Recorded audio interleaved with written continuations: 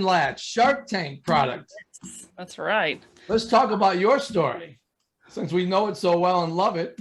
So talk about how you got started, right? I mean, we have a wonderful day today. It's like nonstop. It's a marathon every 30 minutes.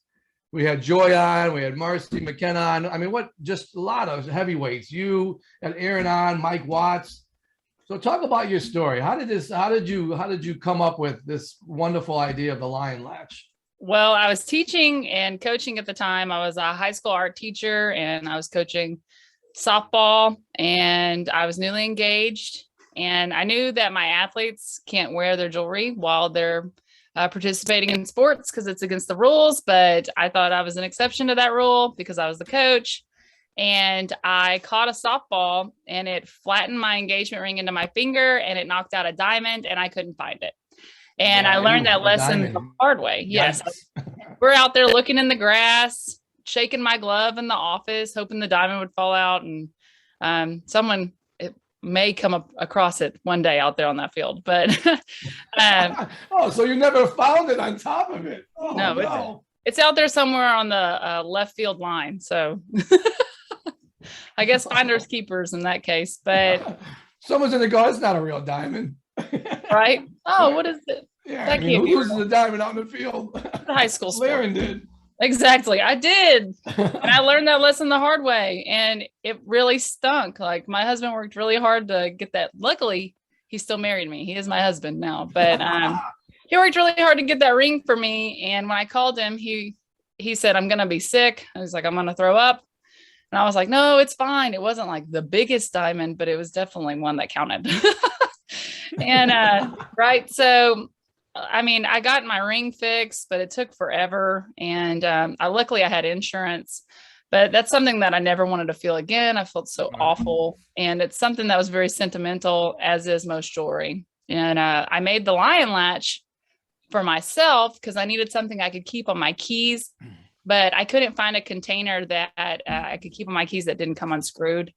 And so I designed the Lion Latch because I'm an art teacher and we problem solve constantly. And I'm lucky that I can draw a little bit, So I drew up this design and I 3D printed it for myself. But then other teachers and coaches and my student athletes especially wanted one. But I was, how many can I 3D print? And it was expensive at the time to use a 3D printer. And so I took to Kickstarter and I got my idea funded, and it's made here in the US. And I've sold several thousands of units since then. I've been on GMA, it's been on The View, and I made it to Shark Tank this past year. So one little problem solver has gone a long way. Yeah, crazy. So let's talk about when you finally decide to have it made in the US. So we'll get to GMA and The View and Shark Tank near the end of this, but I want people to know and understand how important it is to pick the right partner. Oh, absolutely. Because they'll make you or break you. And you've had some bumps, and that's what everyone has to understand. It's not a smooth path. So we're trying to teach everyone the right path so you can eliminate some of those bumps. So talk about that a little bit. When I started, I was just a teacher, an art teacher. And I had no idea about manufacturing, especially with plastic and injection molding. And full disclosure, she didn't know me yet either. I didn't know the king of manufacturing. I didn't. But luckily I do now. But at the time I didn't. And my manufacturers that I met with, my mold was made in China and then it came over here. So they were unable to really work on it themselves and fix it if it needed repairs. I didn't know what a gate was. And that's something that I wish they would have explained to me at the time, because again, I was new, or green, as you would say, to manufacturing. Mm-hmm. And there are a lot of little things that I wish I had learned, but instead, and your product is cosmetic, right? It has to look good too, not just not solve a problem, but it has to look good on the outside. Absolutely. And now even my daughter's toys, she gets in a Happy Meal or something, I look for the gate, like where is the gate on this? And that's what was hard with the Lion Latch at first, is they wanted the gate on the outside, and it didn't look great, or it didn't look as good. And that's for people who are even understanding what a ring gate is. It's where the plastic, after it's turns to molten, basically heated up, it flows. to give you the shape of the product. Yes. And then mine is kind of tricky because it's got a few holes in it. It's supposed to, because that's part of the design, you know, and that's something that I've learned along the way. Different types of plastics. I wish I would have had like a little course on that beforehand. But here we are. I've had 3 manufacturers on moving towards my 4th one, and it's been a struggle. It's something that's very stressful, and I really do wish that someone had kind of helped me along the way, but I didn't know it was going to become this. And that's why I went to Shark Tank. I was hoping that I could get a shark on board and they could help me really quickly solve this problem so I can hit the ground running rather than kind of treading and searching for help. And luckily I found help, and we're going to get this taken care of. But the product looks great right now. We've made a few adjustments along the way as well. It's much different than the original one. And that's kind of with product design, right? You get the first one, you try it out, you get some reviews, or people communicate with you, give you some feedback on your product, and then you make an adjustment. And I you're right. It's important that people understand that you have to make products. Some people think you just go from concept to production. You have to make sure that it meets what the customer wants. It looks good cosmetically. Any issues, design related, you can make adjustments. Even talk about your patent, right? You had somebody infringing. We talk about like Chris Londano and Inventor Rescue as being part of that to help with attorneys. I mean, there's no limits to what people will do. They like your idea. Oh, let me steal it. What happened to that person, right? Talk about that a little bit. How you went and got your patent and made it better and kind of pushed them off in the corner. Right. Inventor Rescue really helped me out by finding me a wonderful patent attorney that loved my product, wanted to help me like get it done, not pushing it off to the side, you know, not forgetting about it, like making sure I was going to get my patent. And what happened is my previous patent attorney, twice, I had one disappear, like leave the country. I had another one, she kept blaming COVID. And then on those 2 occasions, my patent was abandoned. And so someone else tried to recreate the lion latch and get a patent. Yes, exactly. They all watch. I love it. They wait till you do all the work, until you do all of get all the sales and do the heavy lifting, and they come in and try to steal it. It's right. It's awful. And it stinks that people are out there like that, and also that they can do that so easily. And but Inventor Rescue really helped me out. They got me a patent attorney that cared, and he got my patent reinstated, and then he got it issued within a few months, which is something I've been trying to do for years. So thank you, Inventor Rescue and Chris. It was awesome. Yeah, I mean, no, I'm so thankful. And then look, my patent's right here. Yeah, look at that. Awesome. Woo-hoo. Right? Woo! Yeah. I mean, these stories are just, for me, are great. Like I didn't know Lerin. I don't know, a year ago, I didn't know Lerin. I posted something, again, social media and networking is so big. I don't know if you commented on something I posted or vice versa. We talked, and next thing you know, like, we're helping each other. And that's what it's so important. And the network of people that each one of us are connected to make a big, big difference. Speaking of Inventor Rescue, there is Mr. Fireman himself. Hey, Lerin, thanks. So we're so happy we were able to help you. And yeah, Joe is awesome. He was, I'm so glad he was able to help you out. You were actually one of our first rescues. Awesome. I feel lucky to get in there. But think about how important it is, though, right? I mean, and that was quick, right? We all got on a call together, got Joe involved, and I mean, over a weekend, I think it was like quick. And that's what I think, we bring so much talent and so much education to the inventor community that we can react pretty quick. I mean, just the fact that we have this amazing event, like Carmine had an idea, we put it in works, and a week later, everyone's on. People like Lerin, and Lerin took this now. I want to keep going on this because, she not only ran into bumps. We talked about this earlier in the shows with Marcy. She didn't stop. The bumps did not stop her. Maybe a little bit of discouragement, right? But then you say, I have no choice to make this work. She kept going. She got it on Good Morning America. I'll let you talk about that. She got it on The View, and then we'll save the best for last. She got it on Shark Tank, season 13. Right. When I was on Shark Tank, Barbara actually told me that I was a dog with a bone over here, and they admired my tenacity. Yeah. and endurance on this. You know, I don't know better. I set goals and I just go after them. I mean, I'm very fortunate that this was a good goal and that I've found good people along the way that can help me reach it. And the main goal here is for me to, the main goal here is for me to be able to have a product that supports my income enough to where I can stay home with my kids and raise my own kids. Right. It's the right network, the right people. And, you know, and again, you saw what it was like with the wrong people. And now you're seeing what it's like with the right people.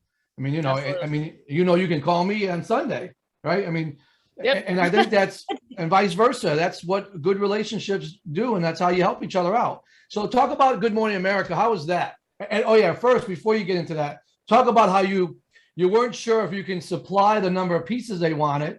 So you said, let me get back to you and then take it from there, because you'll never say that again. Right.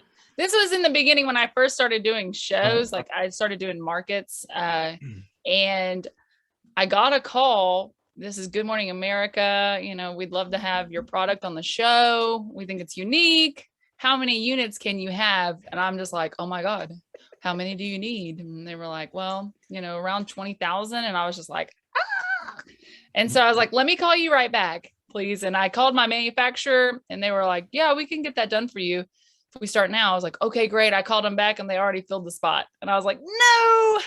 And I was like, oh, I should have agreed to it. And people say you should just say yes. But I mean, I don't want to be the person that says yes and then I can't come through with it. Like that would kill me. But my point with that is how fast it moves. They're filling slots and they're like, you're just a list. You happen to be on that list or going to the next person. And that was the Women's History Month, and they were going to have me on for that segment. So I was going to get to fly out, but I missed that plane, and they put me on the View instead for View Your Deal, and I still did really well. And so the next year at the same time, I reached out, and they had me come out and present for the following year for the Women's History Month, and I got to present in person. Yeah. And it actually worked out even better because everyone got to present their product, whereas the year before, some just got to wave with it. And I actually got to demonstrate the Lion Latch. And it's a very demonstrable product because it's unique. It's not a screw top lid. People think it's like a pill container, and it's not. Like the lid just pulls off and then your rings go inside. But once the lid is on, then it's got this carabiner that locks it shut. And so once the carabiner's on, now you can't just pull the lid off. And then you can attach it to your keys or your water bottle. And that's something I needed to demonstrate to people, why it's unique, why it's got a patent, and why they need it, and why they need more than one even. So I was very fortunate that Tori Johnson had me on for Deals and Steals on GMA. And it was an incredible experience. I was so lucky. And it's an immediate 3-4 million people watching. And then they replay it throughout the day. So you get double time for the West Coast, and I'm sure your sales went off the chart. Oh yeah, I sold out of my initial inventory within the first day, and I went to back order. And then I had the foot nanny. I don't know if y'all know her, but she is friends with Oprah, and she called me personally. We were on the show together that day. Her name's Gloria, and she was like, "Congratulations, like you're already on back order." I was like, "What?" Like, oh my God! But then I had to hurry home and start packing those orders. So yeah, right. And this thing comes in all different colors, right? And you can also do private labeling on it. So talk about that a little bit. I can. I made the Lion Latch just for jewelry. That was my plan because it was for my ring, but it turns out it can hold any tiny valuables, pills, inner ear hearing aids, lost teeth for your littles. You know, you don't want to lose it for the tooth fairy gets there. And I mean, I have a lot of companies reaching out to me, and I didn't plan on it, but you can screen print your logo on the top. And now it's a promotional product that actually leaves the house. People want to know what it is. It gets used daily. It's not like a coffee mug that it gets pushed to the back of the cabinet, or a blanket that is eventually given to your dog or something. Like it's actually used, right? And people appreciate it. So now I'm doing a lot for jewelry stores. Jewelers Mutual Insurance is one of my partners. They get their logo screen printed on the lids. And I mean, again, this is stuff that I never thought I would be doing with the Lion Latch, but when people it's evolving, right? We're talking about now making it waterproof. We're talking about putting sparkles in the plastic. a glow in the dark. Yes. I hope I'm not going to create any problems for you having to broaden your market now overnight, but Hey, it's true. Hey, Lerin, Yes, sir. and Chris, as you guys know, a product that has multiple uses will expand on its own, and that's what you want. It is, and a lot of you inventors out there that create a product, you don't need to think about other markets. A good product will expand on its own. So what Lerin did, which is awesome, you laser focused on a certain market, and then obviously took off on its own. And you want it to be a living thing. So it's awesome that that's happening. It shows that it's a good product. Thank you. I agree. And Lauren's been able to, to kind of retire from teaching. She opened up an art studio, and she had another little baby. So this is like, it's now turned into a full-time business that she can also run while taking care of her family. That's every woman's dream, really. Think about it. It is. That was the goal. And I'm here. I mean, and then I was on Shark Tank last year, and that really helped seal the deal for me. Is like, so let's talk about that now. Let's talk about Shark Tank. Ooh, right. Let's talk about how, I mean, you might have had an easier time than most people, but let's talk about how fast it moved and how much you had to do to make it happen so you can get on the show.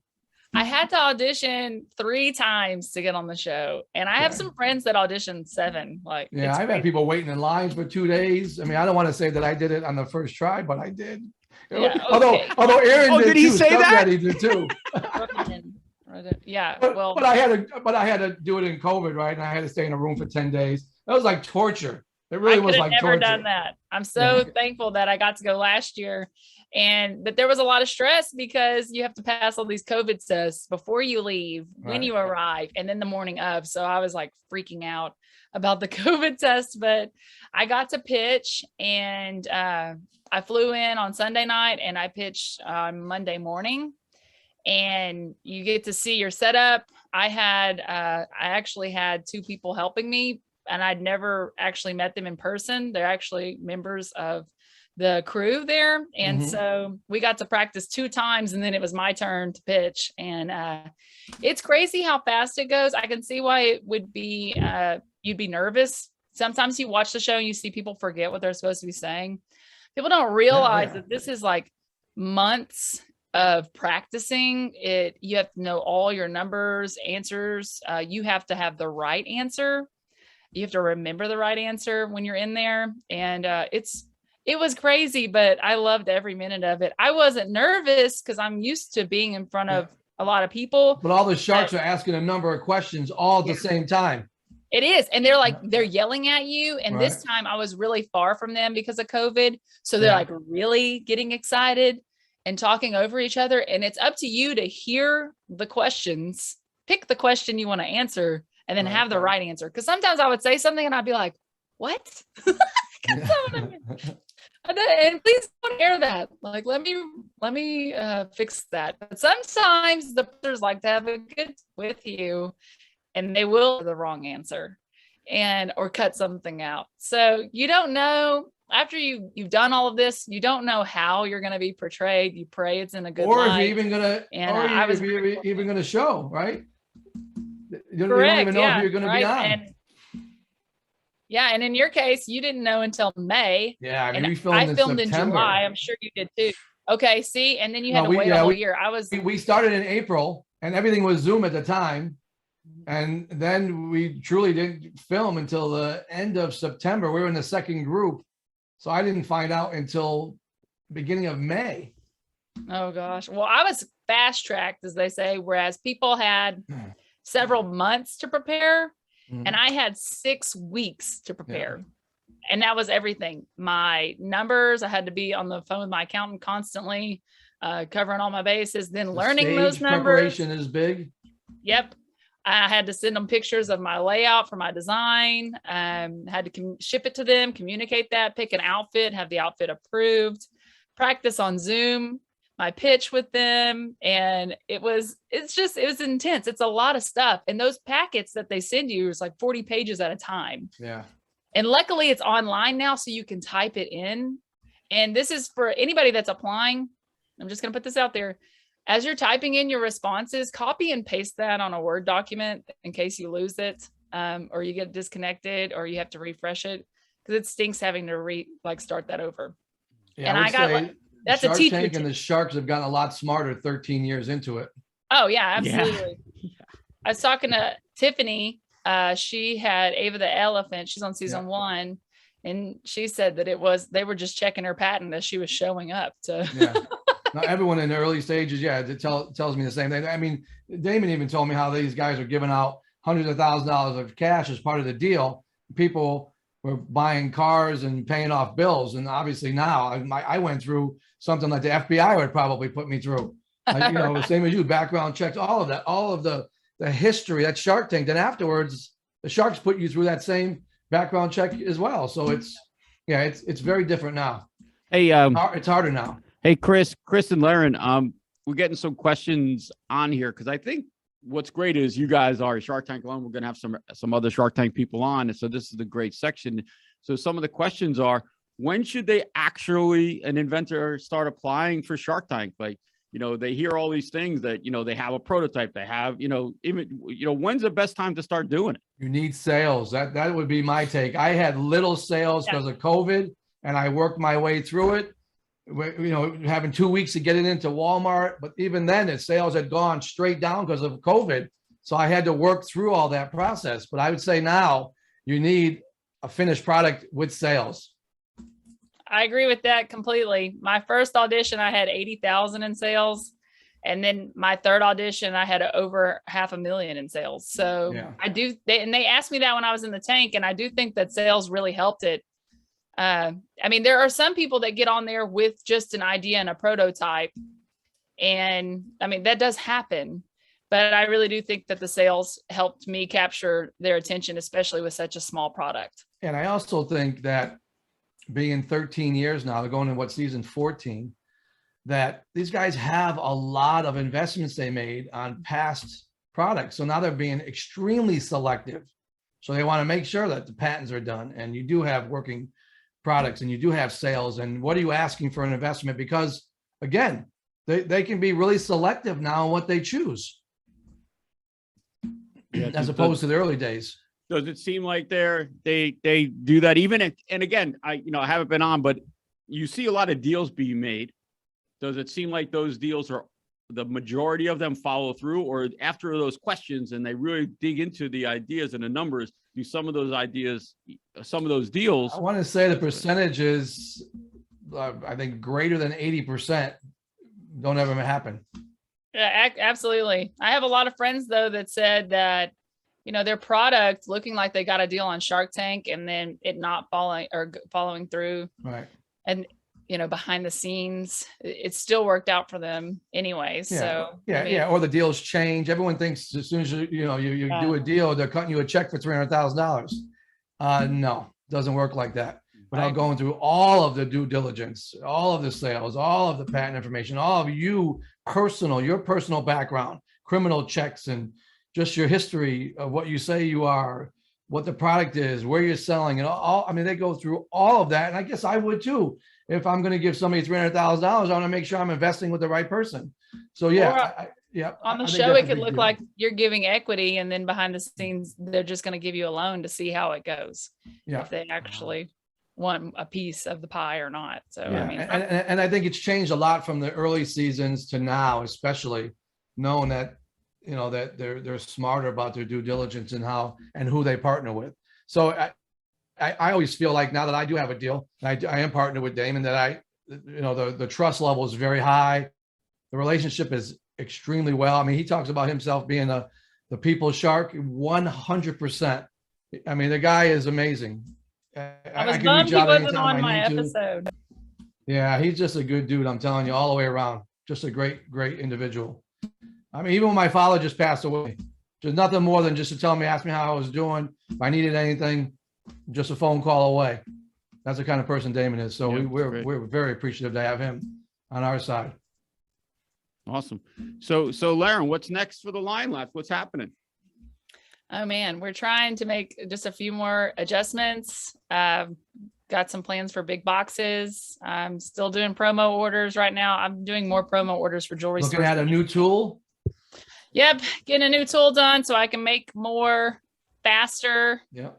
more efficiently. That was the thing. Every time I was ordering in bulk, thousands and thousands of units, these manufacturers couldn't keep up. And then I was having to do that second round of quality control. And it really stinks to have to do that because you're paying them to do that for you. Yeah. And you're trying to run your business, but here you are having to take breaks and do QC. So I'm getting a new tool. We're getting more cavities so I can make more and bringing out more colors. That glow in the dark, I get an email every day asking me when I'm getting glow in the dark back in. Wow. And right. That's awesome. the plan. Also, I'm going to have some white ones so I can make soccer balls and volleyballs and baseballs. And cause I'm already got basketballs and softballs cause I have those colors. So I'm just waiting on white to get here so I can make the other ones. Cause I would say, Carmine, that Lerin is a really good example of early stages, some bumps, kept moving, but she now realizes finding the right people, the right network, and she has that now, would get her into the market faster and save her thousands of dollars. And so now she's become extremely smart about how to do a business and how to do manufacturing in the US. And, and then look at, she's now growing on a big platform. She's got a great product. It's smart. It's small. It's easy to handle. It's easy to ship. I mean, so she's living the American dream. I am. I was thinking that this morning. I was smiling while I was making my bed and picking up my baby and feeding him during the day. Like this was my end goal, is being able to stay home and raise my kids. And I'm fortunate that I have a good product and that I've seen it through, and my Lion Latch supporters have helped me get to this point, because I really am living the American dream. I'm getting to take care of my kids and help other people at the same time. Yeah. And I'll be pursuing my art school here pretty soon. Wow. And I mean, today's a great Friday. It's been a good day. That's awesome. And for me, I didn't know Lerin a year ago. Now we're good friends. Yeah. What I love about it too, Lerin, is you are a perfect example to show our inventors out there. We want you to be successful, but the work doesn't end when you get that first order, right? Oh, absolutely. Oh, yeah. You got to be. That's when the fun starts. Yeah. When they say it's like a roller coaster ride, being an entrepreneur, I mean, that is so factual, because again, I can tell when she calls me and says, Chris, I'm like, okay, Lerin, what's going on?